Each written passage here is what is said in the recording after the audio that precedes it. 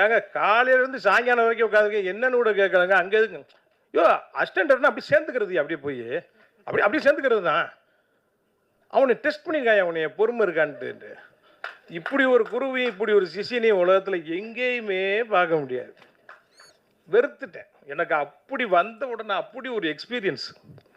அப்புறம் பார்த்தேன், என்னடா வழி அப்படிங்கும்போது கொஞ்சம் டைம் எடுத்துக்கிறேன், தப்பாக நினச்சிக்காதீங்க.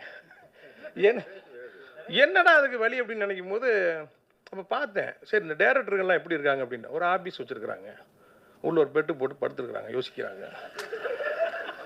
கூட பெல் அடித்தா வரக்கு ஒரு பையனை வச்சுருக்குறாங்க. சரி நம்மகிட்ட தான் பணம் இருக்கு, நம்ம இந்த செட்டப்பை முதல்ல பண்ணிடுவோம்ட்டு முதல்ல ஒரு ஆஃபீஸை முதல்ல ஒரு ஆஃபீஸை போட்டேன். போட்ட உடனே அங்கே ஒருத்தர் நமக்கு பழக்கம் மாறேன் ஒயின் ஷாப்பில். என்ன பிரதர் அப்படின்னா, சினிமா அப்படியா பிரதர், என்னென்ன படங்கள்லாம் உங்களுக்கு